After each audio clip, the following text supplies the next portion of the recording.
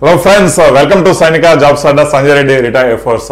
Friends, ఈ రోజు మనము అగ్నివీర్ కు సంబంధించి జీడీ అండ్ ట్రేడ్మెన్ కు సంబంధించిన మోస్ట్ ఇంపార్టెంట్ ఒక మాక్ టెస్ట్ అనేది మనం డిస్కస్ చేసుకోబోతాం ఫ్రెండ్స్, రైట్? సో ఒక విధంగా చెప్పాలంటే ఇది మాక్ టెస్ట్ అనేది కాదు, కానీ ప్రీవియస్ గా మనకు వచ్చిన ఒరిజినల్ పేపర్ నేను మీతో ఎక్స్ప్లెయిన్ చేస్తున్నాను. General knowledge and general science గురించి, రైట్? చాలా క్లియర్ గా పర్ఫెక్ట్ గా డిస్కస్ చేసుకుందామండి. ఆ టెస్ట్ కు సంబంధించి ప్రతి క్వశ్చన్, ఆ క్వశ్చన్కి సంబంధించిన ప్రతి ఆప్షన్ మీకు ఎలాంటి క్వశ్చన్స్ మనకు ఫ్రేమ్ అవుతాయి ఈ ఎగ్జామ్లో అనేది పర్ఫెక్ట్గా మీకు ఎక్స్ప్లెయిన్ చేస్తాను. దయచేసి ఎవ్వరూ స్కిప్ చేయొద్దండి. ఖచ్చితంగా మీరు నాకంటే ముందు ఆన్సర్స్ మీరే పెట్టేదానికి కాస్త ప్రయత్నం చేయండి. మీకు మీ లెవెల్ ఆఫ్ నాలెడ్జ్ ఎంతో ఉందో మీరే ఒకసారి తెలుసుకోండి ఫ్రెండ్స్, ఓకేనా? దయచేసి ఈ యొక్క ఛానల్ యొక్క ఈ యొక్క వీడియో యొక్క లింక్ అనేది ప్రతి ఒక్కరికి షేర్ చేయడము అండ్ ఛానల్ను సపోర్ట్ చేయడము అసలు మర్చిపోవద్దు, ఓకేనా? రైట్. సో బిఫోర్ దట్ నేను మీకు చెప్పబోయేది ఏంటంటే, మనకు సైనిక యాప్ ద్వారా మీకు ఒక మంచి అగ్నివీర్ జీడీ ట్రేడ్మెన్ కు సంబంధించి ఒక బెస్ట్ అంటే బెస్ట్ కోర్స్ అనేది లాంచ్ చేసేసాము ఆల్రెడీ, రైట్? సో క్లాసెస్ అనేది ఆల్రెడీ నడుస్తున్నాయి. ఇక్కడ ఈ యొక్క కోర్స్ యొక్క ఫీచర్స్, మెయిన్ ఫీచర్స్ ఏంటి చెప్పాలంటే చూడండి, మీకు ఇక్కడ బేసిక్ టు హై లెవెల్ అంటే మీకు ఎగ్జామినేషన్ కు సరిపోయే విధంగా, ఆర్మీలో ఏ ట్రేడ్ అయినా పర్లేదండి, జీడీ ట్రేడ్మెన్ క్లర్క్ కావచ్చు, టెక్నికల్ కావచ్చు, ఇక నర్సింగ్ అసిస్టెంట్ కావచ్చు, ఏ ట్రేడ్ అయినా పర్లేదు. జీడీ టు హై లెవెల్లో మీకు ఎగ్జామ్లోకి వచ్చే విధంగా క్లాసెస్ ఇవ్వడము, రైట్? ఇక chapter wise video classes, recorded video classes ready చేసి పర్ఫెక్ట్గా మీకు అర్థమయ్యే విధంగా, మీకు ఎంత అవసరమో అంతే విధంగా క్లాసెస్ ఇవ్వడం అనేది కూడా ఇంపార్టెంట్, అవును కదా? స్పెషల్ లైవ్ క్లాసెస్ అనేది రేపటి నుంచే స్టార్ట్ అవుతున్నాయండి. గైడెన్స్ క్లాసెస్ రేపటి నుంచి నేను స్టార్ట్ చేస్తున్నాను మన కోర్సులో, రైట్? ఎవరైతే కోర్స్ తీసుకుంటున్నారో వాళ్ళకి గైడెన్స్ క్లాస్ ఉంటుంది. ఇక టెస్ట్ సిరీస్లు అనేది ఒక 200 టెస్ట్ సిరీస్ ప్లాన్ చేసాం. ఆల్రెడీ 85 టెస్ట్ సిరీస్లు మనకు ఆల్రెడీ అప్లోడ్ అయి ఉన్నాయి అనమాట, రైట్? ఇక ఓల్డ్ పేపర్స్ ఎక్స్ప్లెనేషన్ కావచ్చు, బేస్డ్ ఆన్ లేటెస్ట్ మనకు ప్యాటర్న్ విధంగా కావచ్చు క్వశ్చన్స్ మీకు ఎక్స్ప్లెయిన్ చేయడం. ఇక ఇవన్నీ పోతే మనకు most important one liner questions యొక్క ఎక్స్ప్లెనేషన్ కూడా ఈ యొక్క కోర్సెస్లో నేను మీకు ఇవ్వబోతున్నా. ఇవంతా మీకు 699 రూపీస్లోనే ఈ కోర్సు మీకు యాక్సెస్ అవుతుందండి, రైట్? సో అడిషనల్గా అడాప్టబిలిటీ టెస్ట్ ఏదైతే ఉందో ఈ అడాప్టబిలిటీ టెస్ట్ కూడా మీకు ఈ కోర్సులో తీసుకున్న వాళ్లకు మీకు ఫ్రీగానే ఇవ్వడం జరుగుతుంది. ఫ్రీగానే ఎవరైతే ఎగ్జామ్ పాస్ అవ్వగానే మీకు అడాప్టబిలిటీ టెస్ట్ మీకు కండక్ట్ చేయడం జరుగుతుంది. పర్ఫెక్ట్గా ప్రతి క్వశ్చన్ మీకు మనం కండక్ట్ చేసే ప్రతి ఎగ్జామ్లో కండక్ట్ చేసే క్వశ్చన్స్ మీకు అక్కడ డైరెక్ట్గా దిగుతాయి. ఆ విధంగా క్వశ్చన్స్ నేను ఇవ్వడం జరుగుతుంది. సో ఇంతకంటే ఎక్కువగా నేను మన యాప్ గురించి చెప్పుకోవడం బాగుండదు. సో ఒకసారి దయచేసి యాప్ డౌన్లోడ్ చేసుకొని డెమోస్ మీరే చూడండి బాయ్స్, రైట్? సరే, ఇక్కడ మనము క్వశ్చన్స్కి వద్దాం. అసలు ఈ యొక్క మాక్ టెస్ట్ లో ఎలాంటి క్వశ్చన్స్ ఉన్నాయనేసి మాకు కాస్త ఎక్స్ప్లెయిన్ చేసుకుందాం. ఆన్సర్స్ అనేది నాకంటే ముందు మీరే పెట్టాలని నేను మీకు చెప్తున్నాను అండి, రైట్? ఎవరికైతే వచ్చో వాళ్ళు పెట్టండి, రైట్?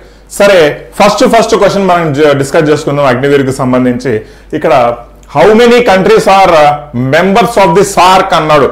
చాలా మందికి సార్క్ అంటేనే తెలియదండి, రైట్? మనము కాస్త డిస్కస్ చేసుకోవాల్సిన విషయం, మనకు టైంతో సంబంధం లేదు.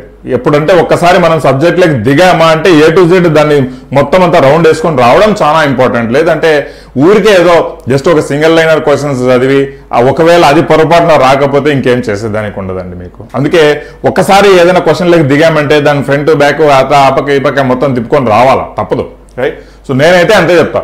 సరే, ఇక్కడ సార్క్ అనేది మనం ఒక ఫుల్ ఫామ్ అండి. ఇది ఒక question, what is mean by SAARC అని అడుగుతాడు. అది ఒక ఫుల్ ఫామ్ అంటే సార్క్ అంటే సౌత్, చెప్పాలి మీరే, సౌత్ ఏషియన్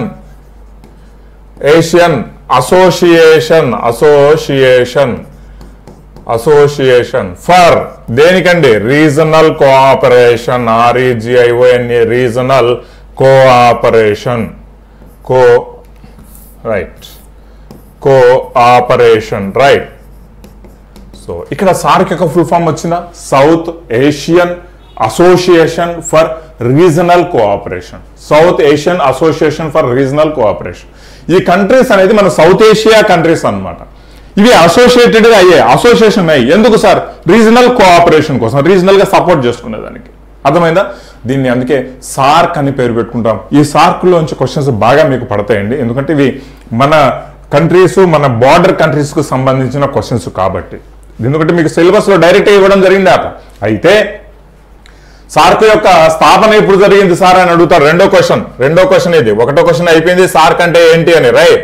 సో సార్క్ అంటే ఏంటని, మరి స్థాపన ఎప్పుడు జరిగింది సార్ అంటే 1985లో జరిగింది. రెండో క్వశ్చన్. మరి మూడో క్వశ్చన్, ఎక్కడ జరిగింది సార్ అంటే మనకు ఢాకాలో జరిగింది. ఢాకా వచ్చేసి మనకు బంగ్లాదేశ్ లో ఉంటుంది. బంగ్లాదేశ్ క్యాపిటల్ అండి ఢాకా. మరి దీని యొక్క హెడ్ క్వార్టర్స్ ఎక్కడ ఉంటుంది సార్ అని మనం అడిగితే నేపాల్లో ఉంటుందండి. నేపాల్లో ఉంటుంది. ఈ నేపాల్లో ఎక్కడ ఉంటుంది సార్ అంటే కాఠ్మండూలో ఉంటుంది. ఇది మనం గుర్తుంచుకోవాలండి. సార్క్ మీద పడే క్వశ్చన్స్ చెప్తున్నా నేను, అవునా? సరే, మరి ఈ యొక్క ఫిఫ్త్ క్వశ్చన్ గురించి మనం మాట్లాడుకుంటే సార్క్ లో ఎన్ని కంట్రీస్ ఉంటాయి సార్ అని అడిగాడు. అడిగినట్టుగానే ఇక్కడ మీకు అడిగిన క్వశ్చన్స్ ఏనండి. సార్క్ లో కామన్ గా 8 కంట్రీస్ ఉంటాయి, మీరు గుర్తుంచుకోవాలి. 8 కంట్రీస్ ఉంటాయి. ఇది ఫిఫ్త్ క్వశ్చన్. సరే, మరి ఏదైనా ఒక కంట్రీ పేరు ఇచ్చి ఈ కంట్రీ సార్క్ లో ఉందా లేదా అని అడుగుతాడు. లేదంటే which of the following country is not in SAARC association అని అడుగుతాడు, సార్క్ సమిట్ అని అడుగుతాడు. అది మీరు గుర్తుంచుకోవాలి, ఏదైనా ఒక కంట్రీ ఇచ్చి, రైట్? సో ఈ యొక్క సార్క్ కంట్రీస్ గురించి కూడా మాట్లాడుకుంటున్నప్పుడు స్కిప్ చేయొద్దు. స్కిప్ చేస్తే ఊరికి ఎందుకు లాభం, దాని బదులు వెళ్ళిపోవడమే మంచిది, రైట్? స్కిప్ చేయకుండా నీట్ గా పర్ఫెక్ట్ గా ఉండండి. ఎక్కడ ఏ కోచింగ్ అవసరం లేదండి, పర్ఫెక్ట్ గా దిగుతాయి క్వశ్చన్స్ నేను చెప్పిన విధంగా. అర్థం చేసుకోవాలి, రైట్? సరే, మరి ఈ సార్క్ లో మనకు 8 కంట్రీస్ ఉన్నాయని చెప్పాం. 8 కంట్రీస్ ఉన్నాయని చెప్పాం. అయితే ఈ యొక్క సార్క్ యొక్క యూనివర్సిటీ ఎక్కడ ఉంది సార్ అని అడుగుతారు, ఢిల్లీ. సార్క్ యొక్క యూనివర్సిటీ ఎక్కడ ఉంది సార్ అని అడుగుతాడు, 6వ క్వశ్చన్, రైట్? సో ఇలా ఒక 6 క్వశ్చన్స్ మీకు ఒక సార్క్ మీదనే పడతాయి. మళ్ళీ ఈ కంట్రీస్ యొక్క డిఫరెంట్, మళ్ళీ కంట్రీస్ డిఫరెంట్. అయితే మరి ఇక్కడ మనము సార్క్ గురించి ఇంకా చెప్పుకున్నాం. ఈ యొక్క 8 కంట్రీస్ ఉన్నాయని చెప్పుకున్నాం. ఓకే, ఇది కరెక్ట్ ఆన్సర్. మరి 8 కంట్రీస్ అడుగుతాడు, ఏ కంట్రీ ఉందా అని అడుగుతాడు. మరి 8 కంట్రీస్ ఎలా సార్ గుర్తుపెట్టుకోవడం? చాలా సింపుల్ సార్, మీకు కూడా చాలా మందికి తెలుసు. మనకు పెయిన్ MBBS లేదంటే MBBS పెయిన్ అని కూడా పెట్టుకోవచ్చు. లేదా నీకు పెయిన్ వస్తే ఎక్కడికి వెళ్తావు సార్? MBBS డాక్టర్ దగ్గరికి వెళ్తావు కదా, హాస్పిటల్కి వెళ్తావు, MBBS డాక్టర్ ఉంటాడు అక్కడ, రైట్? సో మరి ఈ యొక్క షార్ట్ కట్ మనం చెప్పుకోవాలంటే పెయిన్ అంటే P ఫర్ పాకిస్తాన్ అండి, పాకిస్తాన్ రాస్తున్నా. Okay, A for Afghanistan, Afghanistan. సరే, మరి I ఫర్ ఇండియా, మరి N ఫర్ నేపాల్, మరి M ఫర్ ఇది ఎందుకు చెప్పండి, మాల్దీవ్సా మారిషసా? ఇది మీరే చెప్పాలా కనుక్కొని. M ఫర్ మాల్దీవ్సా మారిషసా ఇది చెప్పండి. సరే, మరి B ఫర్ మనకు బంగ్లాదేశ్, మళ్ళీ again B for Bhutan, S for Sri Lanka. So ఇది సార్క్ కు సంబంధించిన మిమ్మల్ని అడిగే పాసిబుల్ క్వశ్చన్స్. ఇంతకు మించి క్వశ్చన్స్ అడగడు. ఓకేనా? నెక్స్ట్ క్వశ్చన్కి వెళ్దాం. సో వీడియో నచ్చినట్లయితే, నేను చెప్పే విధానం నచ్చినట్లయితే లైక్ కొట్టాలబ్బా, లైక్ కొట్టాలా, కామెంట్స్ పెట్టాలా, రైట్? సో నెక్స్ట్ చూద్దాం. East India Company was formed in which year అన్నాడు. East India Company, right? So ఈ యొక్క ఈస్ట్ ఇండియా కంపెనీ అంటే మనకు ఇక్కడ ఇంగ్లాండ్ ఉంటుంది. మన వరల్డ్ మ్యాప్ లో తీసుకుంటే ఇటువైపు ఇంగ్లాండ్ ఉంటుంది. ఇక్కడ నుంచి ఈస్ట్ సైడ్ చూస్తే ఈ పర్టికులర్ పొజిషన్ లో ఎక్కడో చోట ఇండియా ఉంటుంది అనమాట. సో ఇంగ్లాండ్ వాళ్ళు ఏమంటారంటే ఈస్ట్ సైడ్ పోయి వ్యాపారం చేయాలి అన్నప్పుడు ఒక కంపెనీ పేరు పెట్టారంటే, ఈస్ట్ ఎక్కడికి పోయి వ్యాపారం చేయాలా? ఇండియాలో, రైట్? అందుకే ఆ కంపెనీని ఈస్ట్ ఇండియా కంపెనీ అని పేరు పెట్టి ఆ కంపెనీని ఇంగ్లాండ్ వాళ్ళు ఇండియాకి పంపిస్తారు. అందుకే దాన్ని ఈస్ట్ ఇండియా కంపెనీ అంటారు. లాజిక్ గుర్తుపెట్టుకోవాలా, రైట్? సో ఇండియాకి ఎప్పుడు వచ్చింది సార్ అంటే మనకు అబ్వియస్లీ 1600 సెంచరీలో ఇండియాకు రావడం జరిగింది. ఆర్మీ ప్రకారం ఇది కరెక్ట్ ఆన్సర్ అన్నమాట. అర్థమైందా? 1600 సెంచరీలో ఇండియాకు రావడం జరిగింది. ఓకే, మరి ఇక్కడ చూస్తే మరి మనకు బ్రిటిష్ ఈస్ట్ ఇండియా కంపెనీ 1600 సెంచరీలో ఇండియాకు రావడం జరిగింది. సరే, మరి ఫస్ట్ ఎవరు సార్ ఇండియాకు వస్తారు? ఫస్ట్ ఏ ఫారినర్, ఏ యూరోపియన్ ఇండియాకు వస్తారండి మన ఆధునిక భారతదేశ చరిత్రలో? లాస్ట్ ఎవరు వస్తారు, ఫస్ట్ ఎవరు వస్తారు? ఈ కథలు మనం తెలుసుకోవాలా, లేదంటే తికమక అయిపోతాం. సో చరిత్రలో ఇదే ఇంపార్టెంట్ అనమాట. PDEF ఇదే సింపుల్ మనకు షార్ట్ కట్ ఇదేనండి. P అంటే పోర్చుగీస్. ఫస్ట్ పోర్చుగీస్ వాళ్ళు వచ్చారు, వెరీ ఇంపార్టెంట్. ఫస్ట్ పోర్చుగీస్ వాళ్ళు వచ్చారు, తర్వాత డచ్ వాళ్ళు వచ్చారు, తర్వాత ఇంగ్లాండ్ వాళ్ళు వచ్చారు, తర్వాత లాస్ట్ లో ఫ్రాన్స్ వాళ్ళు వచ్చారండి. ఫ్రాన్స్ వచ్చారు. ఇది ఇంపార్టెంట్ అన్నమాట. PDEF అనేది very important, right? Portuguese, Dutch, English and France. So ఇది ఒక సీక్వెన్స్ గుర్తుపెట్టుకోండి. మరి పోర్చుగీస్ వాళ్ళు వచ్చారు సార్ అంటే, పోర్చుగీస్ వాళ్ళు ఎప్పుడు వచ్చారు సార్ అంటే 1498లో వచ్చారు సార్. 1498 మే సంథింగ్ ఎప్పుడో మరి ఎగ్జాక్ట్ డేట్ తెలియదు, May 17 అట్లా వచ్చారు 1498. ఎవరు వచ్చారు సార్ అంటే వాస్కో డ గామా అనే అతను ఇండియాకి రావడం జరిగింది పోర్చుగీస్ నుంచి. ఎందుకు వచ్చారు సార్ అంటే మసాలాలు కొనుక్కునేదానికి. ఇలా కొనుక్కుంటారు మసాలాలు, పోయి అమ్ముకుంటారు, బాగా లాభం వస్తుంది. సరే, అంతకంటే ఎక్కువ అవసరం లేదండి.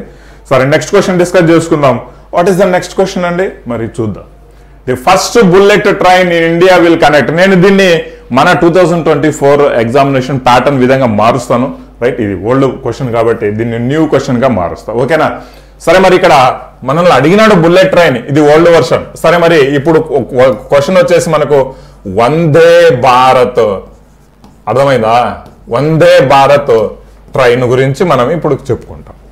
సరే, ఈ వందే భారత్ ట్రైన్ 2019లో ఇంట్రొడ్యూస్ అయిందండి, అర్థం చేసుకోవాలండి. సో మరి ఈ వందే భారత్, ఫస్ట్ వందే భారత్ ట్రైన్ ఎక్కడి నుంచి ఎక్కడి వరకు వచ్చింది చెప్పాలి మీరే.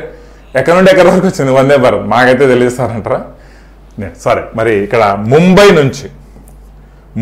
నుంచి ఎక్కడి సార్ అంటే ముంబై నుంచి అహ్మదాబాద్. ఎక్కడండి? అహ్మదాబాద్. సో ముంబై నుంచి Ahmedabad first bullet train 2019 Vande Bharat 2019 మనకు నవంబర్ ఆ టైంలో ఇంట్రడ్యూస్ చేస్తారు వందే భారత్. అవునా? సారీ, ఇది కాదు బా, ఇది కాదు, ఇది బుల్లెట్ ట్రైన్ గురించి మాట్లాడుతున్నా. సరే, మరి వందే భారత్ గురించి, ఫస్ట్ వందే భారత్ గురించి మనం మాట్లాడుకుంటే ఢిల్లీ నుంచి వారణాసికి వస్తుందండి. ఇదండి, ఇది ఫస్ట్ వందే భారత్ ట్రైన్ ఢిల్లీ నుంచి వారణాసికి వస్తుందండి. 2019 మేబీ అట్లనే ఉంటుంది, ఢిల్లీ నుంచి వారణాసి. సరే, మరి క్వశ్చన్ ఇంకో విధంగా అడుగుతాడు. మరి first Vande Bharat train south ఇండియాలో ఎక్కడి నుంచి ఎక్కడి వరకు వస్తుంది సార్ అని అడుగుతాడు. చెన్నై నుంచి మనకు మైసూర్ వరకు, చెన్నై నుంచి మైసూర్ వరకు first Vande Bharat train south ఇండియాలో ఇక్కడి నుంచి ఇక్కడి వరకు వస్తుంది. నార్త్ ఇండియా ఫస్ట్ వచ్చేసి ఢిల్లీ నుంచి వారణాసికి వస్తుంది. ఇంతకంటే ఎక్కువ డిస్కస్ చేసుకోవద్దు. ఆ క్వశ్చన్ ఇంకా రాదు, మీరు వదిలిపెట్టేసేయండి. బుల్లెట్ ట్రైన్ నుంచి డిస్కషన్ ఉండకూడదు. సరే, మరి నెక్స్ట్ చూద్దాం. Who invented the computer? ఇవాళ రోజుల్లో కంప్యూటర్ లేని ఇంకేం మనకు అసలు బతకలేము, కంప్యూటర్ లేని బతకలేము. సరే, మరి కంప్యూటర్ ఎవరు ఇన్వెంట్ చేస్తారు సార్ అంటే ఇక్కడ ఇచ్చిన ఆప్షన్స్లో చెప్పాలి. మరి ఫారెనైట్సా, ఐన్స్టీనా, గ్రాన్విల్లేనా, లేకపోతే చార్లెస్ బాబేజ్? మనకు ఆన్సర్ రాదు. సరే, ఫర్ సపోజ్ మీలలో ఎవరికైనా మనకు ఆన్సర్ రాదు, కానీ ఎలా గెస్ చేయగలవు కూడా ఇంపార్టెంట్ అనమాట. Right, most important trick. Army పరంగా చాలా బాగా వర్కౌట్ అవుతుంది. ఏది పొడుగ్గా ఉంటే అదే ఆన్సర్ పెట్టేసేయండి. చార్లెస్ బాబేజ్ అనే అతను ఈ కంప్యూటర్ ఇన్వెంట్ చేస్తాడండి. సరే, మరి ఫారెన్హైట్ డిగ్రీ మనకు టెంపరేచర్కి సంబంధించిన వ్యక్తి అనమాట. ఫారెన్హైట్స్ సపరేట్ యూనిట్స్ ఆఫ్ మెజర్మెంట్ ఉంటుంది. ఆ తర్వాత వచ్చి ఐన్స్టీన్ వచ్చేసి E=mc² కానీ థియరీ ఆఫ్ రిలేటివిటీ అనే ఒక సూత్రాన్ని కానీ కనుక్కుంటాడు అనమాట. Theory of relativity. Right, Einstein అండి. సో ఆన్సర్ ఐన్స్టీన్ కాదు, ఆన్సర్ ఇక్కడ మనకు Charles Babbage. Theory of relativity ఎవరు కనుక్కుంటారు సార్ అంటే ఐన్స్టీన్. రిలేటివిటీ అంటే రిలేషన్స్ కి సంబంధించింది కాదు. రైట్, అది వేరు. రైట్, అయితే చూద్దాం. సరే, 1 పీపుల్ 1 నేషన్ 1 స్టేట్ 1 లీడర్, ఇవన్నీ ఎవరు సార్ అంటే అడాల్ఫ్ హిట్లర్ అండి. నన్నవద్దాన్ మనకు అడాల్ఫ్ హిట్లర్. ఎవరు సార్ ఈ అడాల్ఫ్ హిట్లర్? జర్మనీకి సంబంధించిన వాడు, ఒక డిక్టేటర్ అనమాట, డిక్టేటర్, నియంత. రైట్, స్టాలిన్ రష్యాకు సంబంధించిన వాడు. ఇక జస్టిన్ లెనిన్ ఎవరు? ఫాదర్ ఆఫ్ రష్యన్ రెవల్యూషన్ అనమాట. ముస్సోలిని ఇటలీకి సంబంధించిన వ్యక్తి. రైట్, వీళ్ళందరూ యుద్ధాల్లో బాగా నైపుణ్యం పొందిన వాళ్ళు అనమాట. వీళ్ళందరూ మామూలు వాళ్ళు కాదు. సరే, నెక్స్ట్ చూద్దాం. Where is national Museum of India? ఇది మీకు ఇస్తున్న ఒక క్వశ్చన్ అండి. ఈ క్వశ్చన్ కి ఆన్సర్ మీరే తెలియజేయాలి. నేషనల్ మ్యూజియం ఆఫ్ ఇండియా ఎక్కడుంది? ఆన్సర్ ఇమీడియట్ గా ఫాస్ట్ గా తెలియజేయాలన్నమాట. Right, so where is National Museum of India? Right, తెలియచేయండి. మరి దీనికి ఆన్సర్ మీరే తెలియాలి. కామెంట్ సెక్షన్ లో తెలియచేయచ్చు బాయ్స్, చాట్ సెక్షన్ లో కానీ కామెంట్ సెక్షన్ లో కానీ. నేషనల్ మ్యూజియం ఆఫ్ ఇండియా అంటే మ్యూజియం ఆఫ్ ఇండియా ఒక లాజిక్ ప్రకారంగా ఆలోచించి మీరే తెలియచేయండి. Okay, right. మరి నెక్స్ట్ చూద్దాం. Deepest ocean of the world గురించి మాట్లాడానండి. మనకు ఓషన్స్ గురించి. ఓషన్స్ అంటేనే మహాసముద్రాలు అండి. మహాసముద్రాలు ఎన్ని ఉంటాయి మనకు? మహాసముద్రాలు ఎన్ని ఉంటాయండి? 5 ఉంటాయి మహాసముద్రాలు. రైట్, సో ఒక సముద్రం మొత్తం అంతా గడ్డగట్టిపోయి ఉంటుంది అనమాట. రైట్. సరే, ఈ మహాసముద్రాల్లో ఏది డీపెస్ట్ సముద్రము అని అడిగాడు అనమాట. సో డీపెస్ట్ కావచ్చు, బిగ్గెస్ట్ కావచ్చు, డీపెస్ట్ కావచ్చు, బిగ్గెస్ట్ కావచ్చు, లార్జెస్ట్ కావచ్చు, ఇవన్నీ ఒకే ఒక సముద్రానికి ఉన్నాయండి. పసిఫిక్ మహాసముద్రము is the correct option. Pacific మహాసముద్రము కరెక్ట్ ఆప్షన్ అనమాట. రైట్. సరే, మరి ఇండియన్ ఓషన్ ఇక డీపెస్ట్ ఆ ట్రెంచ్, ఒకవేళ కర్మజాలగా డీపెస్ట్ ఓషన్ అని పక్కన పెట్టి డీపెస్ట్ ట్రెంచ్ ఏది అని అడిగితే, ట్రెంచ్ అంటే అగాధం, ట్రెంచ్ అంటే అగాధం. ఈ అగాధం ఏది సార్ అంటే, అగాధం అంటే లోతు, బాయ్ టైప్ ఉంటుంది. ఏం సార్ అని అడిగితే మనకు మరియానా ట్రెంచ్ అని, మరియానా ట్రెంచ్, మరీనా బీచ్ కాదు, మరీనా బీచ్ వచ్చేసి చెన్నైలో ఉంటుంది, లాంగెస్ట్ బీచ్ అది. మరియానా ట్రెంచ్ అనేసి మనకు ఇక్కడ పసిఫిక్ మహాసముద్రంలో ఉంటుంది. 11 కిలోమీటర్ల లోతు ఉంటుంది. అబ్బా, గుర్తుంచుకోవాలా, ఎంత? 11 కిలోమీటర్ల లోతు. సరే, మరి నెక్స్ట్ చూద్దాం. Who was the father of the Russian revolution? ఇందాక డిస్కస్ చేసుకున్నాం కదా, మళ్ళీ అవసరమా? అడాల్ఫ్ హిట్లర్ జర్మనీకి సంబంధించిన వాడు జస్టిన్ లెనిన్. రైట్. సో ఈ జార్జ్ వాషింగ్టన్ వచ్చేసి యుఎస్ఏకి సంబంధించిన వాడు. కామన్ సెన్స్ ఉపయోగిస్తే అన్ని మనకు ఐడియా వస్తాయి. రైట్. మ్యాక్స్ ముల్లర్ వచ్చేసి జర్మనీకి సంబంధించిన వాడు, అడాల్ఫ్ హిట్లర్ జర్మనీకి సంబంధించిన వాడు, లెనిన్ వచ్చేసి యుఎస్ఎస్ఆర్కి సంబంధించిన వాడు. Is the father of Russian revolution అని మనం చెప్పుకోవచ్చు జస్టిన్ లెనిన్ గురించి. ఓకే, నెక్స్ట్ చూద్దాం. మోహన్ బగాన్ మనకు ఏదైతే స్టేడియం అనమాట, ఇది మోహన్ బగాన్ స్టేడియం ఎక్కడ ఉంది అని అడుగుతాడు. ఓకే, సరే, మరి ఎక్కడ ఉంది అని అడిగేది ఒక క్వశ్చన్ అండి. కలకత్తాలో ఉంటుంది.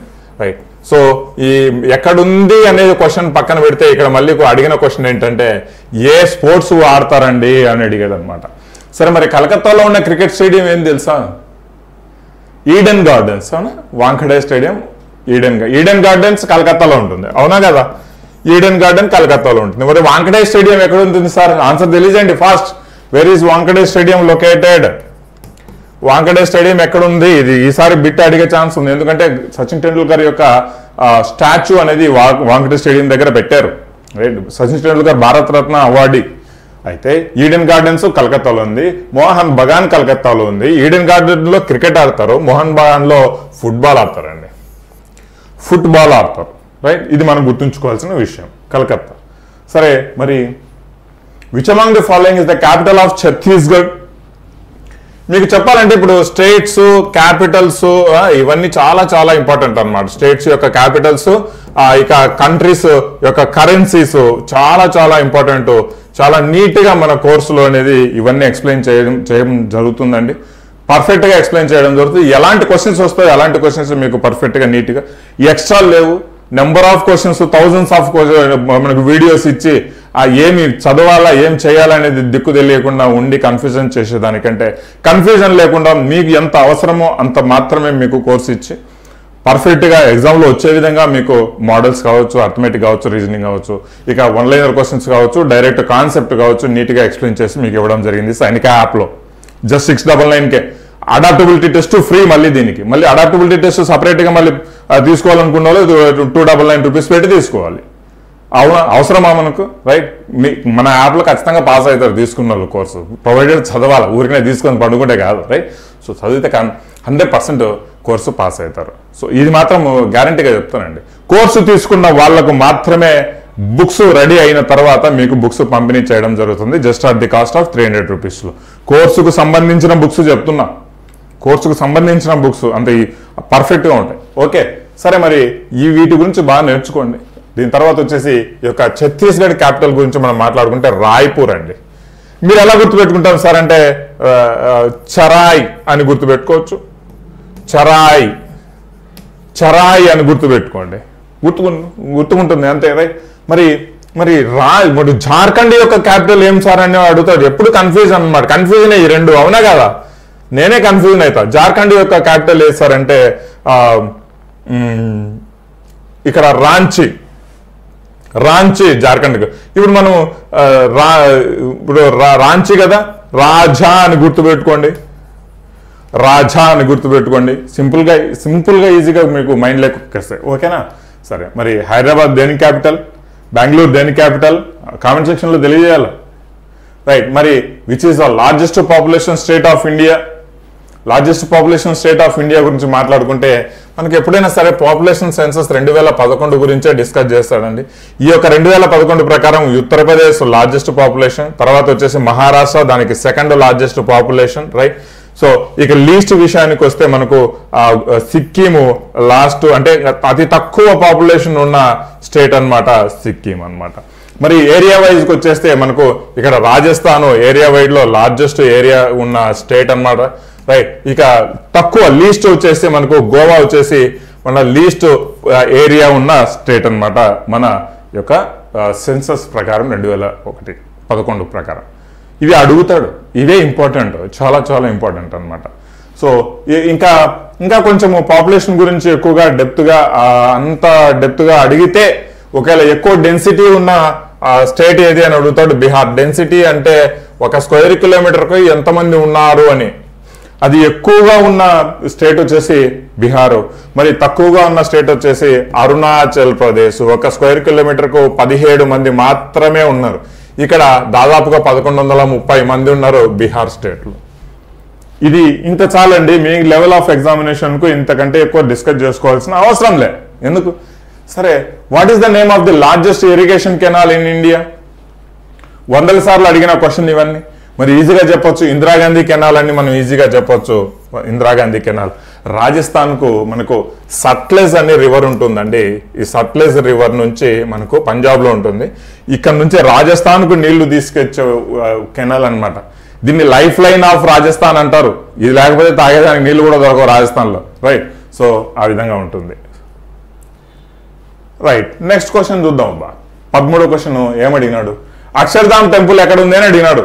సింపుల్ గా అక్షర్ధామ్ టెంపుల్ చెప్పుకోవాలంటే మనకు ఒకవేళ ఇక్కడ గుజరాత్ ఇస్తే ఢిల్లీ ఇవ్వడు, ఢిల్లీ ఇస్తే గుజరాత్ ఇవ్వడు. ఎందుకు సార్ అంటే గుజరాత్ లో ఒక అక్షర్ధామ్ టెంపుల్ ఉంది, ఓల్డ్ అక్షర్ధామ్. మరి కొత్త అక్షర్ధామ్ టెంపుల్ ఢిల్లీలో ఉంది. మరి ఇక్కడ గుజరాత్ ఇచ్చాడు కాబట్టి ఢిల్లీ ఇవ్వాల. ఒకవేళ గుజరాత్ లేకుండా ఢిల్లీ ఇచ్చింటే ఢిల్లీ పెట్టాలి ఆన్సర్. ఓకేనా, రైట్. సో ఇక్కడ అక్షర్ధామ్ టెంపుల్ వచ్చేసి గుజరాత్. స్టేట్ ఆఫ్ టెంపుల్స్ వచ్చేసి మనకు తమిళనాడుగా చెప్పుకోవచ్చు. చాలా టెంపుల్స్ ఉన్నాయి తమిళనాడులో, రైట్. సో ఇక్కడ ఆంధ్రప్రదేశ్ గురించి మనం మాట్లాడుకుంటే ఆంధ్రప్రదేశ్లో ఫేమస్ టెంపుల్ ఒకటి చెప్పండి కామెంట్ సెక్షన్లో. మరి హర్యానా గురించి మాట్లాడుకుంటే ఏం పెద్దగా డిస్కస్ చేసుకోవాల్సిన అవసరం లేదు హర్యానా గురించి. ఎందుకంటే అంత పెద్ద హర్యానాలో మనం డిస్కస్ చేసుకోవాల్సింది ఒకటే, కురుక్షేత్రం ఎక్కడ ఉంది సార్ అని అడుగుతాడు. హర్యానాలో ఉందని చెప్పుకోవాలి కురుక్షేత్రం. ఓకేనా, సరే. మరి నెక్స్ట్ చూద్దాం. కలహారీ డెజర్ట్. డెజర్ట్స్ అంటే ఎడారి. ఎడారి ఎక్కడుంది? కలహారీ డెజర్ట్ ఎక్కడుంది సార్ అంటే ఎడార్ల గురించి మనం మాట్లాడుకుంటే మనకు వచ్చేసి ఒకవేళ నేను డిస్కస్ చేస్తున్నాను డెప్త్గా మాట్లాడతా. థార్ డెజర్ట్ ఇండియాలో ఉంది, అవునా కాదా? ఇండియాలో ఉన్న ఒకే ఒక డెజర్ట్ థార్ డెజర్ట్. ఓకే, మరి సౌదీ అరేబియాలో అరేబియన్ డెజర్ట్ అని మనకు ఉంటుంది, అవునా, రైట్. అరేబియన్ డెజర్ట్ ఉంటుంది. సరే, చిలీ అనే ఆ ఏరియాలో పెటగోనియా, అటకామా పెటగోనియా అనేసి వన్ కైండ్ ఆఫ్ డెజర్ట్ అనమాట ఇది, right. Atacama desert, Patagonia dessert అంటే ఉంటాయి, అవి అక్కడనే ఉంటాయి చిలియా సైడ్. సౌత్ ఆఫ్రికాలో కలహారీ డెజర్ట్ ఉంటుంది. కలహారీ డెజర్ట్ సౌత్ ఆఫ్రికాలో ఉంటుంది అనమాట. ఇది వెరీ వెరీ ఇంపార్టెంట్, రైట్. ఇప్పటికీ అక్కడ కొన్ని ఆదిమ జాతి వాళ్ళు బట్టలు లేకుండానే అక్కడ జీవనాన్ని గడుపుతూ ఉంటారు. అసలు వాళ్ళకి బయట ప్రపంచం అంటే తెలియదు, అట్లుంటారు అనమాట. జస్ట్ ఒక లంగోటి కట్టుకొని వేట ఆడుకుంటా మనం వేల సంవత్సరాల కింద మనం బతికిన బతుకులు వాళ్ళు ఇప్పుడు బతుకుతూ ఉన్నారు. అట్లుంటుంది పరిస్థితి, రైట్. వాళ్ళు ఇప్పటికీ వేట ఆడుకుంటా బతుకుతూ ఉంటారు అనమాట, రైట్. సరే, మరి చూద్దాం. The tenure of Vice President of India is last question జీకేలో ఉంది. మరి చెప్పండి, వైస్ ప్రెసిడెంట్కు ఎన్ని సంవత్సరాలు టెన్యూర్ ఉంటుంది? 6? ఖచ్చితంగా పెడతారు 6 అని, కానీ అక్కడ పప్పులో కాలేస్తారు 5 సంవత్సరాలు. అక్కడ వైస్ ప్రెసిడెంట్ ఆఫ్ ఇండియా అన్నాడు 5 సంవత్సరాలు. ప్రెసిడెంట్ ఆఫ్ ఇండియా అంటే ఎంత పెడతారు? 5 పెడతారు. ఇక్కడ చూద్దాం. 6 సంవత్సరాలు ఎవరికి సార్ అంటే రాజ్యసభ ఎంపీలకు. 5 సంవత్సరాలు ఎవరికి సార్ అంటే ప్రెసిడెంట్ వస్తాడు, ఇంకా ప్రెసిడెంట్ వస్తాడు, వైస్ ప్రెసిడెంట్ వస్తాడు, ఇంకా ఎవరు వస్తారు? ఏదైనా ఎమ్మెల్యేలు వస్తారు, లోక్సభ ఎంపీలు వస్తారు, ఇట్లా అంటే చీఫ్ మినిస్టర్, ఇంకా ఇంతే. ఇట్లా 5 సంవత్సరాలు అనేది మెయిన్ గా మనం చెప్పుకోవాలి, రైట్. అయితే ఈ 2 సంవత్సరాలు 3 సంవత్సరాలు అనేది అసలు ఆన్సరే కాదు, అది జస్ట్ మీకు జస్ట్ ఊరికి ఆప్షన్స్ ఇవ్వాలని ఇచ్చాడు అంతే, రైట్. సరే, మరి చూద్దాం. నెక్స్ట్ క్వశ్చన్ చూద్దాం. నెక్స్ట్ సైన్స్కి వచ్చినాడు. సైన్స్ సైన్స్కి వస్తే కామన్గా మనం 15 బిట్లు వదలకూడదు అనమాట, అట్లుంటాయి సైన్స్లో క్వశ్చన్స్. ఈసారి కూడా ఏమంత పెద్దగా డిస్కస్ అంటే మరీ అంత డెప్త్గా ఏం పోవాల్సిన అవసరం లేదు. ఈసారి ఏమంటే మనకు ఎగ్జామినేషన్ అటెంప్ట్ చేసుకునేదానికి నార్మలైజేషన్ ఇవన్నీ ఉంటాయి, అయినా కూడా ఇబ్బంది ఏమి ఉండదు. ప్రాపర్గా మనం కాన్సెప్ట్ వైజ్ నేర్చుకున్నామంటే బిట్లు ఎట్లా అడిగినా కూడా మనం ఈజీగా ఆన్సర్ చేయగచ్చమ్మా. Arithmetic reasoning basic plus minus దగ్గర నుంచి మీకు కోర్సులో నీట్గా plus minus into divided by దగ్గర నుంచి కోర్సులో నీట్గా ఎక్స్ప్లెయిన్ చేయడం జరిగింది. ఓకే, ఖచ్చితంగా ఒకసారిగా అర్థం కాకపోతే రెండోసారి మీకు పర్ఫెక్ట్గా అర్థం అవుతాయి, రైట్. సో ఇక్కడ heating element in an electric heater is made up of which metal అని అడిగాడు. హీటింగ్ ఎలిమెంట్ ఎలక్ట్రిక్ హీటర్ అంటే మీరు చిన్నప్పుడు చూసింటారు, ఇటు రౌండ్గా ఉంటుంది, ఇట్లా కాయిల్ ఉంటుంది, ఈ విధంగా కాయిల్ ఉంటుంది, రైట్. సో ఇట్లా కనెక్షన్స్ ఇచ్చారు ఇక్కడ నుంచి, రైట్. సో దీన్ని ఎలక్ట్రిక్ హీటర్ అంటారు. ఇంకా మీరు ఎంతమంది గుర్తుందో తెలియదు నాకు, బట్ మేమైతే వాడేవాళ్ళం బాగా. మధ్యలో వైర్ ఆ స్ట్రింగ్ ఏదైతే ఆ స్ప్రింగ్ ఉంటుందో అది తునిగిపోయేది, దాన్ని మళ్ళీ ఆఫ్ చేసి మళ్ళీ అతికిచ్చేది, ఇట్లా చాలా చేసాం, రైట్. సో ఆ యొక్క హీటింగ్ ఎలిమెంట్ అంటారు దాన్ని. ఆ ఎలిమెంట్ ఏ మెటల్తో తయారు చేస్తారు సార్ అంటే చెప్పండి, మరి ఆన్సర్ చెప్పండి, కమాన్. నైక్రోమ్తో తయారు చేస్తారు. ఎందుకు సార్? మిగిలినవి ఎందుకు తయారు చేస్తారు? ఇవన్నీ మనకు కరిగిపోతాయి, లేదంటే కాస్ట్లీ, ఇలా ఈ విధంగా ఉంటాయి అన్నమాట. ఈ కాపర్ గీపర్ వాడేమంటే కాస్ట్లీ, అందుకే నైక్రోమ్ ఏంటంటే తక్కువ కాస్ట్ ప్లస్ ఎక్కువ టెంపరేచర్ను సస్టైన్ చేయగలదు అనమాట, కరగదు. అలాంటిది మనకు నైక్రోమ్, దాంతో తయారు చేస్తారు ఎలక్ట్రిక్. అండ్ మోరోవర్ ఎక్కువ వేడిస్తుంది, మండుతూ ఉంటుంది ఎప్పుడు, అది గుర్తుంచుకోవాలా. నెక్స్ట్ చూద్దాం. Speed of sound in the air, గాలిలో మనకు అంటే ఇక్కడ 0 డిగ్రీ టెంపరేచర్ దగ్గర గాలిలో స్పీడ్ ఎంత అని అడిగినాడు. గాలిలో 0 డిగ్రీ టెంపరేచర్ దగ్గర స్పీడ్ ఎంత? ఇక్కడ ఎవరు కన్ఫ్యూజింగ్ ఏంటి అంటే మనకు లోయెస్ట్ వాల్యూస్ మీకు లాజికల్గా చెప్తున్నాను, ఒకవేళ అర్థం కాలేదు, ఈ క్వశ్చన్కి ఆన్సర్ రాలేదు సరే మరి ఏం చేస్తారు? ఆప్షన్ పెట్టాలని ఒక లాజిక్ ఎట్లా అప్లై చేయాలో చెప్తా చూడు. ఇక్కడ మనకు ఎప్పుడైనా సరే మీ లెవెల్ ఆఫ్ ఎగ్జామినేషన్కు 2 వాల్యూస్ అనేది ఎక్స్ట్రీమ్ డిఫరెంట్గా ఇచ్చింటాడు, రైట్. ఒక 211 అనుకుందాం. దీని తర్వాత నెక్స్ట్ సంఖ్య ఏదండి? 330 వచ్చింది, 330 వచ్చింది. దీని తర్వాత నెక్స్ట్ సంఖ్య ఏంది? 332 కదా. ఈ రెండింటికి అవినాభ అంటే చాలా దగ్గర రిలేషన్ ఉంది. ఈ 332 తర్వాత ఏది ఉంది? 350 ఉంది. మళ్ళీ ఒక డిస్టెన్స్ మెయింటైన్ చేస్తున్నాడు. అంటే ఈ వాల్యూ మిమ్మల్ని జస్ట్ కన్ఫ్యూజ్ చేసేదానికి ఇచ్చాడు, అంత తప్ప ఏం లేదు. అంటే ఇవ్వాలి అనేది ఇచ్చాడు అనమాట, అంతే. సో కన్ఫ్యూజన్ ఉన్నది క్వశ్చన్స్కి ఆన్సర్స్ ఎక్కడ ఉంటాయి అంటే ఈ 332 ఉంటాయి, 330 ఉంటుంది. ఇది దగ్గరగా సిమిలర్గా ఉంటాయి చూడండి, అక్కడే మీకు ఆన్సర్ ఉంటుంది. ఈ లాజిక్ మర్చిపోవద్దు బాయ్స్, రైట్.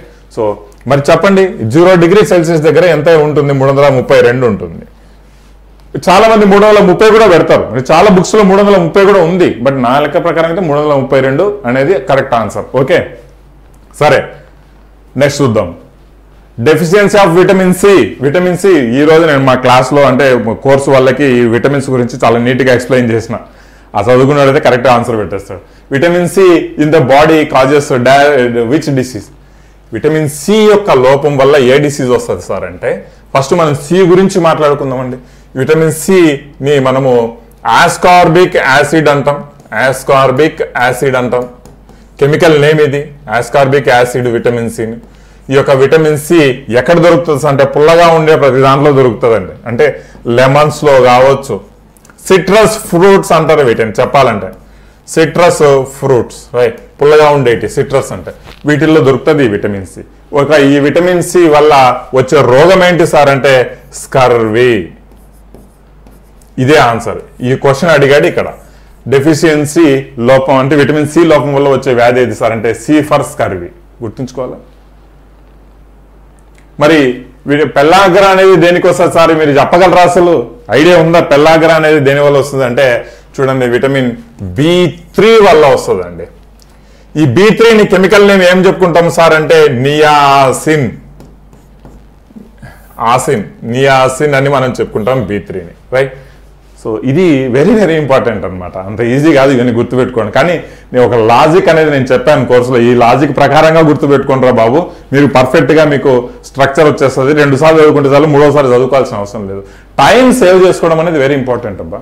100 సార్లు చదివి గుడ్డిగా గుర్తుపెట్టుకోవడం కాదు, అది వేస్ట్, రైట్. సో మరి పెల్లాగ్రా అయిపోయింది, స్కర్వీ అయిపోయింది. గాయిటర్ అనేది ఇది ఏ లోపం వల్ల వస్తుంది సార్ అంటే ఇది విటమిన్స్ వల్ల రాదు సార్, ఇది మినరల్స్ లోపం వల్ల వస్తుంది. మినరల్స్ లోపం వల్ల అసలు సార్ మినరల్స్ అంటే ఏంటి సార్? మినరల్స్ అంటే what is mean by mineral అంటే చెప్తాను చూడండి. ఐరన్ కావచ్చు, అయోడిన్ కావచ్చు, జింక్ కావచ్చు, ఫాస్ఫేట్ కావచ్చు, అంటే పొటాషియం, ఫాస్ఫేట్ కాదు పొటాషియం కావచ్చు, రైట్. ఇంకా ఉన్నాయి చాలా, అల్యూమినియం కావచ్చు, కాపర్ కావచ్చు. సో ఇవన్నీ మనకు వచ్చేసి ఈ యొక్క మినరల్స్ అంటారు. ఇవి మన బాడీకి కూడా చాలా మైక్రో న్యూట్రియంట్స్ అంటారు అనమాట. ఇవి మన బాడీకి కూడా ఎంతో కొంత మాత్రమే కావాలా. ఐరన్ అంటే మనకు బాడీలో హిమోగ్లోబిన్లో బ్లడ్ సప్లై, ఆక్సిజన్ సప్లై చేసేదానికి ఉంటుంది, రైట్. మరి అయోడిన్ అంటే ఈ యొక్క అయోడిన్ అనేది లోపిస్తే మాత్రం ఈ యొక్క గాయిటర్ అనే వ్యాధి ఇక్కడ గొంతు వాపు వస్తుంది అనమాట, ఈ అయోడిన్ లోపం వల్ల. అందుకే చెప్తారు అయోడైజ్డ్ ఉప్పు వాడండి అనేసి పబ్లిసిటీ చేస్తా అంటారు అనమాట. సరే పోనీలే. సరే నెక్స్ట్ క్వశ్చన్ చూద్దాం.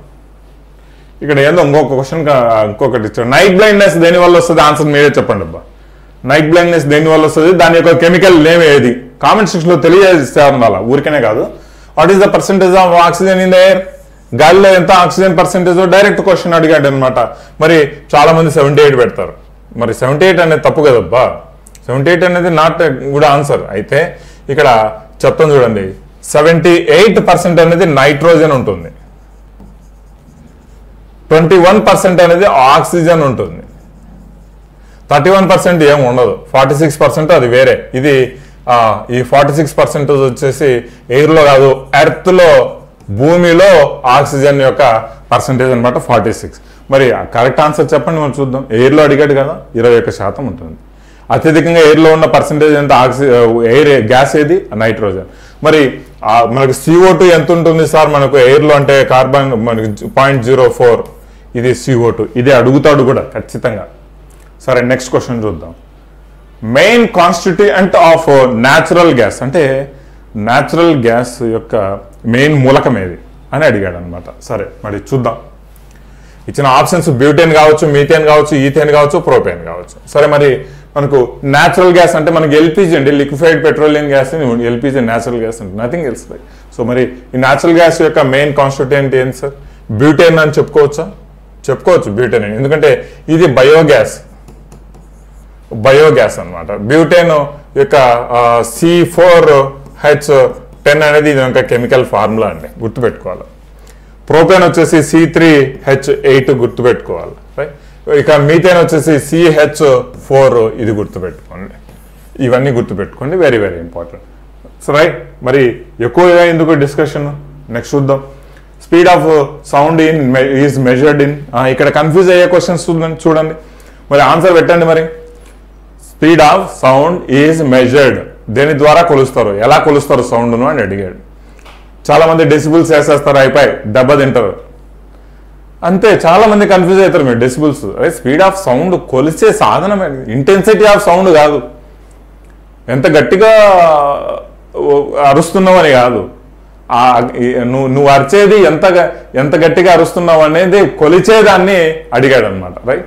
సో ఎంత గట్టిగా అరిచాము అనేది డెసిబుల్స్, ఇంటెన్సిటీ, రైట్. మరి ఎలా దాన్ని కొలిచే సాధనం వచ్చేసి మీటర్ పర్ సెకండ్. సౌండ్ కూడా ట్రావెల్ చేస్తుంది కదా, 330 మీటర్ పర్ సెకండ్ ఇందాక లాస్ట్ క్వశ్చన్లో మాట్లాడుకున్నాం.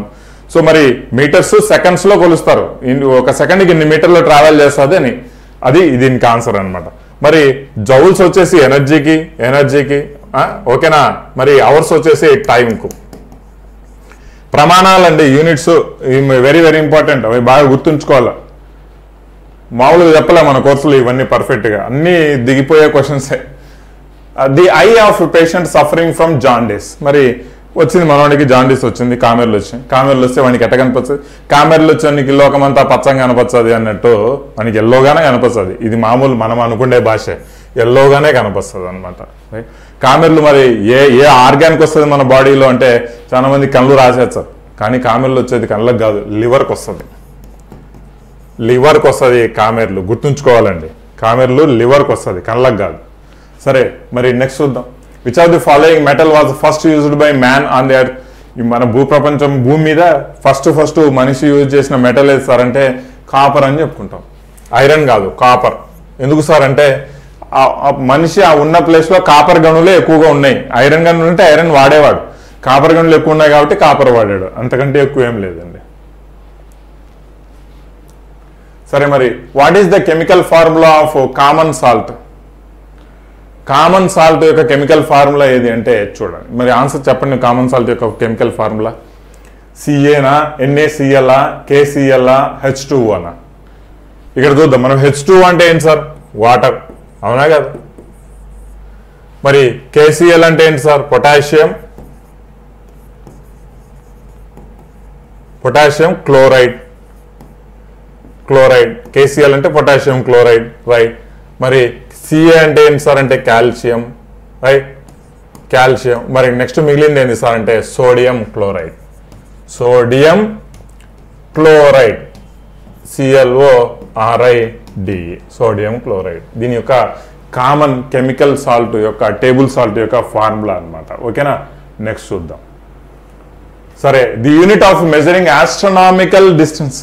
ఆస్ట్రోనామికల్ అంటే స్పేస్లో, విశ్వంలో, ఈ మన ఆకాశంలో డిస్టెన్స్ని ఎలా కొలుస్తామంటే మనమేం టేప్ పోయి ఏమైనా పోయి కొలుస్తామా?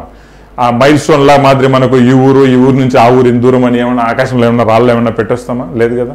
అయితే ఈ యొక్క ఆస్ట్రోనామికల్ డిస్టెన్స్ను మనము లైట్ ఇయర్స్లో కొలుస్తామండి. లైట్ ఇయర్ అంటే చెప్తా.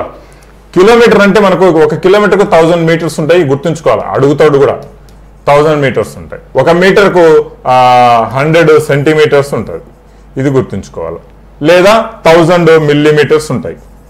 1000 mm వచ్చేసి 1 మీటరు, 100 సెంటీమీటర్స్ వచ్చేసి 1 మీటరు, 1000 మీటర్లు వచ్చేసి 1 కిలోమీటరు. ఇట్లా ఇవి కూడా సింపుల్గా అడుగుతాడు, కానీ మనకు తెలీదు. అయితే లైట్ ఇయర్ వచ్చేసి 1 సంవత్సరము కాంతి 1 సంవత్సర కాలము దూరంలో ఎంత దూరం ప్రయాణిస్తుందో కాంతి, ఆ యొక్క డిస్టెన్స్ ను లైట్ ఇయర్ గా చెప్పుకుంటాం. ఇక్కడ light year is a unit for distance కు ఒక యూనిట్ లైట్ ఇయర్, అంతేగాని ఇయర్ అన్నాం కదా అన్ని సంవత్సరాలు టైం గురించి కాదు. డిస్టెన్స్ 1 సంవత్సరంలో ఒక కాంతి ఎంత దూరం ప్రయాణిస్తుందో అంటే 1 సెకండ్కు 3 లక్షల కిలోమీటర్లు ప్రయాణిస్తుంది అబ్బా కాంతి, 3 లక్షలు సెకండ్కు. అలాంటిది 1 ఇయర్ మొత్తం ప్రయాణిస్తే ఎంత దూరం అవుతుందో అంత దూరాన్ని 1 లైట్ ఇయర్ అంటాం. అర్థం చేసుకోవాలి, రైట్. అది నాటికల్ మైల్స్ అంటే ఒక nautical mile is equal to 1.8 kilometres. మరి నాటికల్ మైల్ ఎక్కడ కొలుస్తారు సార్ అంటే సముద్రంలో కొలుస్తారు. పడవలకు వీటికి అన్నింటికి ఆ నాటికల్ మైల్స్ యొక్క ఇన్స్ట్రుమెంట్ అరేంజ్ చేస్తారు అనమాట. ఓకేనా? సరే, మరి నెక్స్ట్ చూద్దాం. Which of the following is not an electric device? Electronic device అన్నాడు. బాగా కన్ఫ్యూజన్, చాలా మంది కన్ఫ్యూజ్ అయ్యారు. ఎలక్ట్రిక్ ఎలక్ట్రానిక్ అంటే రెండింటిలో కన్ఫ్యూజన్ అవుతారు అనమాట. అసలు ఎలక్ట్రిక్ ఏంది, ఎలక్ట్రానిక్ ఏంది? చూడండి, ఎలక్ట్రిక్ అంటే పవర్ సప్లై, అంతే కదా. ట్రాన్స్ఫార్మర్స్, మోటార్స్, వెహికల్ ఇలాంటివి వస్తాయి అనమాట ఎలక్ట్రిక్ లో, రైట్. సో మరి ఎలక్ట్రానిక్ అంటే ఈ పవర్ సప్లైను ఉపయోగించుకొని ఒక ఇన్స్ట్రుమెంట్స్ తయారు చేస్తారు. దాంట్లో ఎలక్ట్రాన్స్, ELECTRON ఎలక్ట్రాన్స్ ను కంట్రోల్ చేసి ఆ ఎలక్ట్రాన్స్ ద్వారా ఎక్కడ ఎంత ఎనర్జీ పోవాలా, ఎక్కడ ఎలా ఎలక్ట్రాన్స్ పాస్ అవ్వాలని అది ఒక పెద్ద సైన్స్. ఆ బోర్డ్స్ తయారు చేస్తారు, మదర్ బోర్డ్స్, ఇవన్నీ ఇప్పుడు ఏదైతే ఎలక్ట్రానిక్ ఇన్స్ట్రుమెంట్స్ ఉన్నాయి, ఏసీలు కావచ్చు, ఇక్కడ రేడియో కావచ్చు, టెలివిజన్ కావచ్చు, కంప్యూటర్ కావచ్చు, ఇవన్నీ ఎలక్ట్రానికే కదా. ఎలక్ట్రాన్స్ ను కంట్రోల్ చేసి సప్లై చేస్తుంది అనమాట. దాని ప్రకారం ఆ మిషన్లు పనిచేస్తాయి, రైట్. So nothing else. ఇక్కడ బల్బ్ వచ్చేసి ఎలక్ట్రాన్ కాదు, ఎలక్ట్రిక్, రైట్. ఈ డిఫరెన్స్ మీరు అర్థం చేసుకుంటే ఎప్పటికైనా ఈ క్వశ్చన్కి ఆన్సర్ చేయగలరు. అసలు చాలా మందికి ఎలక్ట్రిక్ అంటే ఏంది, ఎలక్ట్రానిక్ అంటే ఏంది డిఫరెన్స్ కూడా తెలియదమ్మా. అంటే వేరే వాళ్ళకు మనకు మన ఛానల్లో ప్రిపేర్ అవుతున్న వాళ్ళు, మన కోర్సు ప్రిపేర్ అవుతున్న వాళ్ళకు డిఫరెన్స్ అనేది ఉండాలి. ప్రతిదీ మనకు తెలియాలి. లాజికల్ ప్రకారంగా క్వశ్చన్కి ఆన్సర్ తెలియకపోయినా కూడా ఆన్సర్ పెట్టగలిగే కెపాసిటీ రావాలన్నమాట, వస్తుంది కూడా, రైట్. సరే, మరి ఇక్కడ what is the unit of resistance అని అడిగాడు. సో రెసిస్టెన్స్ యొక్క యూనిట్ అడుగుతున్నప్పుడు మనం ఇంపార్టెంట్గా తెలుసుకోవాల్సింది ఏంటి, యూనిట్ అనే ఒక సబ్జెక్టు చాలా ఇంపార్టెంట్ రా. ఆ యూనిట్లో ప్రతిదీ తెలుసుకుంటే ఒక క్వశ్చన్ మార్క్ గ్యారంటీగా వస్తుంది అని, రైట్. మరి రెసిస్టెన్స్ వచ్చేసి ఓం అని దీని యొక్క సింబల్ ఇటు ఉంటుంది. మిగిలిన 3 యొక్క దేనికి ఒక యూనిట్స్ అని కాస్త కామెంట్ సెక్షన్లో మీరే స్టడీ చేయాలండి. స్టడీ చేసి చెప్పండి, మరి కామెంట్ సెక్షన్లో చెప్పండి మిగిలిన వాటి ఎందుకు అంటే రెసిస్టెన్స్ దేనికి యూనిట్స్ అనేసి. Which are the following gases involve in soft drinks. Soft drinks అంటే ఏంటి సార్? మనం తాగేటి కూల్ డ్రింక్లు, Pepsi, Coca Cola, Thums Up. Biryani తిన్న తర్వాత కూల్ డ్రింక్ వేసుకోకపోతే మజా రాదు అస్సలు. బిర్యానీ తెచ్చామంటే పక్కన ఆనియన్స్ ఉండాలా, నిమ్మకాయ పిండుకోవాలా, మంచిగా తినాలా. తిన్న తర్వాత కూల్ డ్రింక్ తాగకపోతే అసలు బిర్యానీ తిన్నట్టు మజానే రాదప్ప. ఆ తర్వాత హైదరాబాద్ వాళ్ళు అయితే ఇరానీ చాయ్ కొట్టకపోతే అసలు బిర్యానీ తిన్నట్టే ఉండదు. అవునా కాదా? నిజమే, రైట్? సో అట్లా సాఫ్ట్ డ్రింక్స్లో ఏం వాడతారు సార్ అంటే చూడండి, ఇక్కడ కార్బన్ డైఆక్సైడ్ వాడతారండి. ఇది హైడ్రోజన్, ఇది హైడ్రోజన్ అనమాట. పైది హైడ్రోజన్ గ్యాస్, రైట్? ఇది ఆక్సిజన్ గ్యాస్, ఇది ఆక్సిజన్, ఇది నైట్రోజన్ గ్యాస్, రైట్? ఈ మూడు కాదు, రైట్? ఇది కార్బన్ డైఆక్సైడ్ అనేది సాఫ్ట్ డ్రింక్స్ లో వాడతారు అనమాట. ఇది బాగా షేక్ చేసి టక్ అని పైకి లేకపోతే జుమ్ అని పైకి లేకపోతే ఏంటంటే దాంట్లో గ్యాస్ ప్రెషర్ ఉంటుంది అనమాట. ఆ ప్రెషర్ పైకి తన్నుకొని వస్తుంది. సరే, మరి నెక్స్ట్ చూద్దాం. 32 ఫారెన్హైట్స్ ఈజ్ ఈక్వల్ టు అని అడిగాడు. 32 ఫారెన్హైట్స్ ఈజ్ ఈక్వల్ టు ఎంత సార్ అని అంటే చూద్దాం. మరి ఫారెన్హైట్స్ అని అడిగాడు. మన టెంపరేచర్ గురించి డిస్కస్ చేసుకోవాలంటే 3 రకాల యూనిట్స్ ఉన్నాయండి మన టెంపరేచర్. డిగ్రీ సెల్సియస్ ఉంది, రైట్? ఇక డిగ్రీ సెల్సియస్ ఇట్లా చెప్పుకుంటాం. మరి తర్వాత ఫారెన్హైట్స్ ఈ విధంగా చెప్పుకుంటాం, తర్వాత కెల్విన్ ఈ విధంగా చెప్పుకుంటాం. ఈ 3 టెంపరేచర్ కొలిసే ఒక సాధనాలుగా మనం మాట్లాడుకోవాలి. టెంపరేచర్ కొలిసే సాధనం ఇదేం సార్? 3 చెప్పినాడు కదా, మరి ఇష్టం వచ్చినట్టు కొలిచి నాకైతే సార్ తెలిసేదంటే తెలుస్తుంది. దీనికంటూ ఒక వాల్యూస్ అనేది ఉన్నాయి. ఇక్కడ అడిగింది ఏంటి? 32 ఫారెన్హైట్స్ ఈజ్ ఈక్వల్ టు ఎంత అని అడిగితే ఇప్పుడు మనకు 0 డిగ్రీ సెల్సియస్ వచ్చేసి ఇక్కడ అనుకుందాం. 0 degree Celsius is equal to 32 ఫారెన్హైట్స్. ఇది మనం గుర్తుంచుకోవాలి. అదే 0 degree Celsius is equal to మళ్ళీ కెల్విన్ లో మనం కొలిస్తే, ఇదే కెల్విన్ అని, కెల్విన్ లో కొలిస్తే 273 kelvins. 0 degree Celsius is equal to how many kelvins అడుగుతాడు. ఇక్కడ ఫారెన్హైట్స్ అడిగినాడు, నేను చెప్పినా ఒప్పుకున్నాం. సో మరి కెల్విన్స్ అడిగితే ఏం చేస్తావు? మా సార్ చెప్పలేదు అని అడగద్దు, చెప్పిన. అందుకే మీరు కెల్విన్స్ కూడా గుర్తుపెట్టుకోవాలి. ఫర్ సపోజ్ ఇక్కడ 273 కెల్విన్స్ ఎన్ని ఫారెన్హైట్స్ అని అడుగుతాడు, చెప్పండి. 32 ఫారెన్హైట్స్.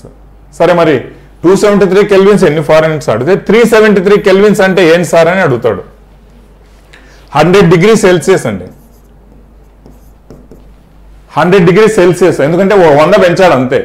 అట్లా మనము గుర్తుపెట్టుకోవాలి. దీంట్లో కంటే ఫార్ములాస్ ఉన్నాయి, అంత డెప్త్గా పోవాల్సిన అవసరం లేదు, రైట్? సరే, మరి నెక్స్ట్ క్వశ్చన్ ఏమన్నా చూద్దామా? ఏమి ఇచ్చాడు నెక్స్ట్ క్వశ్చన్?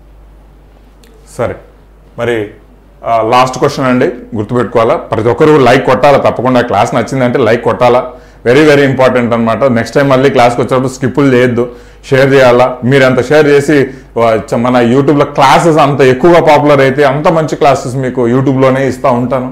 అర్థమైందా? లైవ్ క్లాసులు కూడా అతి త్వరలో లైవ్ క్లాసులు కూడా యూట్యూబ్లో పెడతా. మా కోర్సులో ఎలాగో లైవ్ క్లాసెస్ స్టార్ట్ అవుతాయి తొందరలోనే. లైవ్ అంటే గైడెన్స్ క్లాస్ కావచ్చు, లైవ్ క్లాసే కావచ్చు. అర్థమైందా? సో అందుకే చెప్తున్నా బాబు, దయచేసి మరీ ఎక్కువగా ఆలోచించి అక్కడ ఎక్కడ పడితే అక్కడ ఆలోచించి ఊరికే మెరిట్లో మార్కులు పోగొట్టదు. పాస్ అవుతారు, నో డౌట్, నేను చెప్తాను. అందరూ మ్యాక్సిమం పాస్ అవుతారు, రైట్? సో బట్ అక్కడ మార్కులు పోయేది మెరిట్లో, అది మీరు గుర్తుంచుకోవాలి. మీరు చాలా మంది మెరిట్లో పోయి మళ్ళీ 2 సార్లు రాసిన వాళ్ళు కూడా చాలా మంది ఉంటారు. అబ్బా, మెరిట్లో పోకూడదు అంటే మన కోర్స్ అయితే పర్ఫెక్ట్గా ఉంటుంది. బ్లూ లిట్మస్ పేపర్, ఒక ఇంటర్మీడియట్లో మనకి ఇలాంటి ఎక్స్పెరిమెంట్ ఇస్తారు. లిట్మస్ పేపర్ అనేది బ్లూగా ఉండేదాన్ని రెడ్గా మార్చేదానికి ఉపయోగపడే యాసిడ్ ఏంటి అంటే, ఇప్పుడు బ్లూ లిట్మస్ పేపర్ను మనము అసిటిక్ యాసిడ్లో వేస్తే మరి the litmus paper turns into which colour అని అడిగాడు. ఇక్కడ 2 కాంబినేషన్స్ అండి. ఒకవేళ యాసిడ్లో వేస్తే అది రెడ్గా తయారవుతుంది, లేదు ఒక ఆల్కలైన్లో వేస్తే ఆ రెడ్ను ఆల్కలైన్లో వేశారు సార్ అంటే అది బ్లూగా తయారవుతుంది. ఈ 2 కలర్లు ఏదో ఒకటి ఇచ్చాడంటే ఆపోజిట్గా ఉంటుంది. అది మన లాజిక్ మాత్రం బాగా గుర్తుంచుకోవాలండి. ఆ లాజిక్ గుర్తుంచుకున్నామంటే మనకు క్వశ్చన్స్కి ఆన్సర్ పర్ఫెక్ట్గా చేయగలం అనమాట. సో మళ్ళీ చెప్తున్నా, సైనిక యాప్ కోర్స్ అనేది చాలా పర్ఫెక్ట్గా డిజైన్ చేస్తున్నాము, మంచిగా క్లాసెస్ అనేది ఇస్తున్నాం అనమాట. టెస్ట్ సిరీస్లు కావచ్చు, లైవ్ క్లాసెస్ కాన్సెప్ట్ కూడా ఈ కోర్సుతో మీకు ఇవ్వడం జరుగుతుంది, రైట్? ఎస్ఎస్సి వాళ్ళకు కాస్త నేను ఎక్కడో ఒక చోట లైట్గా తక్కువ చేశానని ఒక ఫీలింగ్ ఉంది టెస్ట్ సిరీస్ల దగ్గర. బట్ నో డౌట్ ఆ టెస్ట్ సిరీస్ల దగ్గర తక్కువ చేసిన ఆ టైం అంతా పర్ఫెక్ట్గా మీరు ఎగ్జామ్ ఎలా రాయాలనే ట్రిక్స్ మీద నేను పెట్టాను. దాని యొక్క వీడియో అనేది అతి త్వరలోనే మీకు రిలీజ్ చేస్తాను బాయ్స్, ఓకేనా? రైట్. సో యాప్ తీసుకుని ఒకసారి డెమోస్ చూడండి, తర్వాత డిసైడ్ చేసుకోండి. ఎలా ఉంటుంది కోర్స్ అనేది. Okay friends, thank you very much. జై హింద్.